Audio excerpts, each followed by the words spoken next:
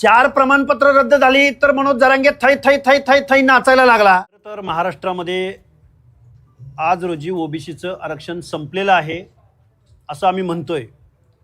मुळात महाराष्ट्रामधले सर्व मंत्री, मुख्यमंत्री, उपमुख्यमंत्री, विरोधी पक्षनेते, आमदार, खासदार या सगळ्यांचं म्हणणं असं आहे की ओबीसी आरक्षणाला धक्का न लावता आता आमचं मुख्यमंत्री महोदयांना एक विनंती आहे की ओबीसी आरक्षणाला धक्का लागलाय का नाही लागलाय तेवढं तुम्ही आम्हाला पुढे येऊन सांगितलं पाहिजे।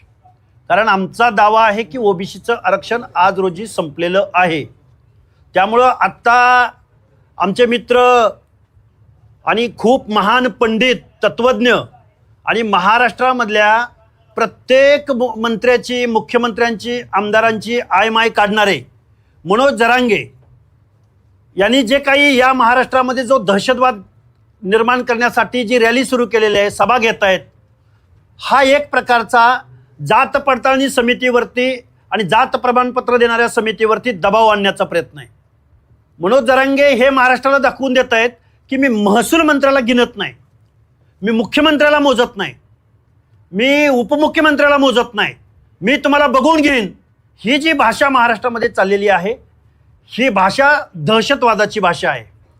कारण या महाराष्ट्रामध्ये आता ओबीसी समाविष्ट झालेला आहे।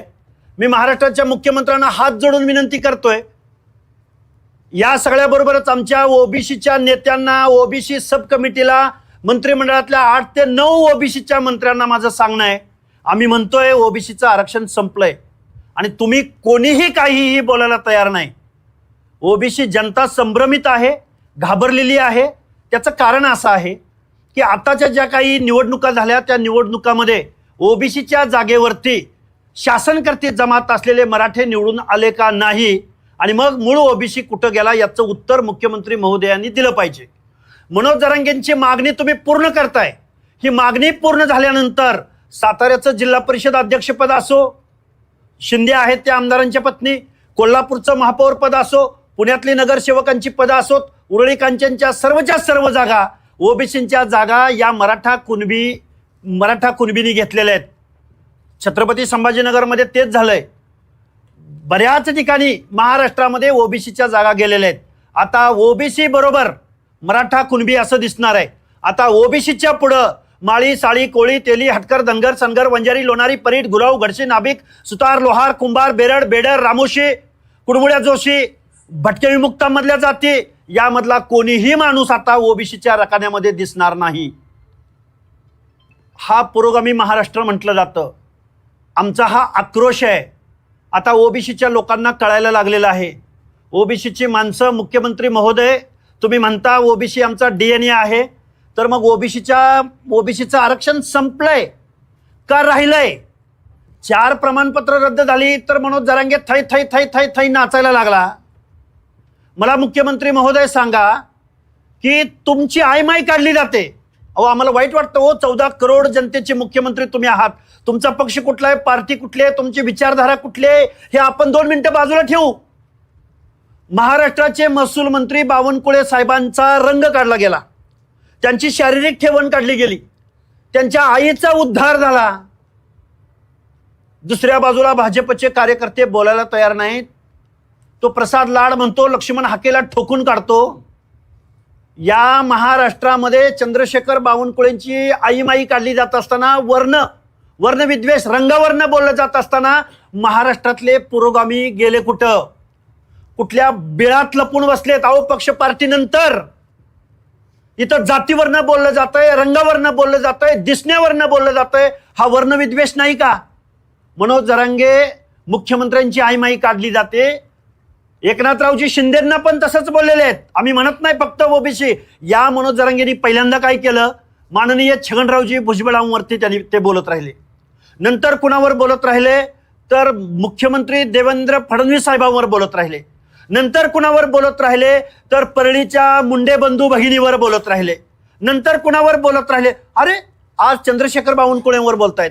म्हणजे ओबीसी मधल्या नेत्याला पहिल्यांदा टार्गेट करायचं, पुन्हा त्याची जात शोधायची, पुन्हा त्याचं वर्णन शोधायचं। कुणाला चष्म्यावरनं बोलतोय, कुणाला रंगावरनं बोलतोय, कुणाला कशावरनं बोलतोय। नक्की काय चाललंय?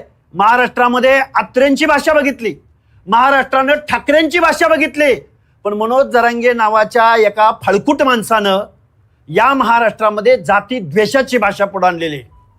आम्हाला खूप वाईट वाटतं या गोष्टीचं. पण आज रोजी ओबीसीचं महाराष्ट्रातलं आरक्षण संपलंय हा आमचा पूर्णपणे दावा आहे. मुख्यमंत्री महोदय आणि त्या मनोज जरांगेला भेटायला जाणारे विखे पाटील, परत आपले सामंत साहेब शिवसेनेचे, अरे तुम्ही किती वेळा जाता त्या जरांगेला भेटायला? काल परवा जरांगे बोलला की मला शिरसाट साहेबांचे 250 कॉल आलेत. याला म्हणजे मनोज जरांगेच्या मताला 5 अधिकार आहेत आणि ओबीसीच्या मताला 1 अधिकार आहे. म्हणजे तुम्हाला ओबीसीच्या मताची काळजी नाही वाटत? मुख्यमंत्री महोदय, 2 उपमुख्यमंत्री, विरोधी पक्ष नेते, तुम्हाला ओबीसीच्या मताची फिकीर नाही? तुम्हाला राजकारण करायचंय ना? तुमचा पक्ष अडचणीत येईल असं वाटतं ना? और सगळे दहशतीखाली वावरतात. एकही माणूस बोलायला तयार नाही, ओबीसीचे नेते बोलायला तयार नाहीत. नक्की चाललंय काय या महाराष्ट्रामध्ये? ओबीसी बांधवांची रिॲक्शन ही प्रचंड आहे. मी आज सोलापूरमध्ये आलोय. कुठून माणसं आलेत, कशी आलेत, ही सगळी नगरपालिका मधली माणसं आहेत. वेगवेगळ्या जिल्हा परिषदामध्ये सोलापूरचा जिल्हा परिषद अध्यक्ष केदार म्हणून आहे, त्यांनी ओबीसीच्या जागेवर आता जागा ती खाऊन टाकलेली आहे.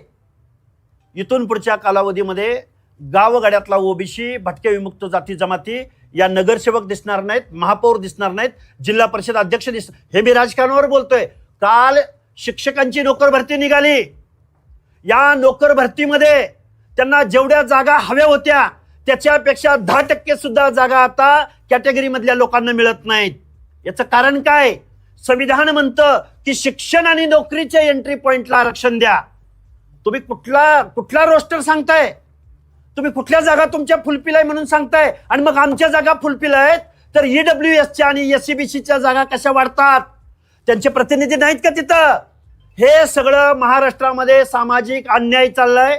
ओबीसीचं आरक्षण संपलंय आणि बोलता बोलता माझ्या आंबेडकरी जनतेला आणि दलित चळवळीमधल्या सर्व पक्षांच्या गटप्रमुखांना माझं सांगणं आहे, आज रोजी ओबीसीचं आरक्षण संपलंय, तुम्ही पुढे आलं पाहिजे. आमची आर्त विनंती आहे, मागच्या चुका ज्या झाल्या त्या झाल्या, पण आज आम्ही जात्यामध्ये आहोत. उद्या एससी एसटी सुपामधून जात्यामध्ये येणार आहे आणि आपलं आरक्षण संपणार आहे. जो प्रसाद लाड नावाचा जो मांडवली करायला जरांगे पाटलाकडे जातो, त्या प्रसाद लाडच्या कंपनीनं काय ती crystal group of companies 1 lakh रोजगार घेऊन गेलाय हा प्रसाद लाड. त्याच्या कंपनीचा 76% महसूल हा शासन भरतय. त्याला 12% सर्व्हिस टॅक्स दिला जातोय.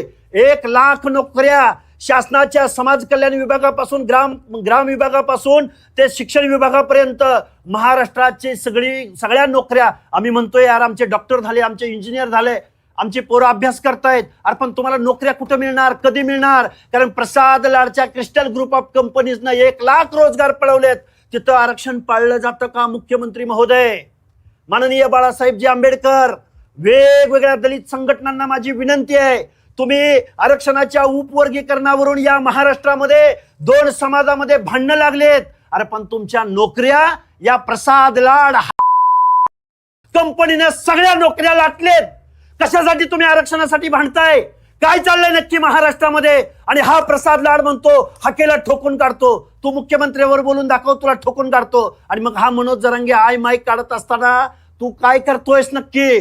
म्हणजे आम्ही ओबीसीच्या माणसानी, दीनदलिताच्या माणसानी जर काही बोललं तर तू ठोकायची भाषा करतो. आणि हा मनोज जरांगे रात्रंदिवस चंद्रशेखर बावनकुळेंची आई माई काढतोय, मुख्यमंत्र्यांची आई माई काढतोय, आमच्या मुंडे बंधू भगिनींना वाईट भाषेत बोलतोय, छगनरावजी भुजबळांना वाईट भाषेत बोलतोय.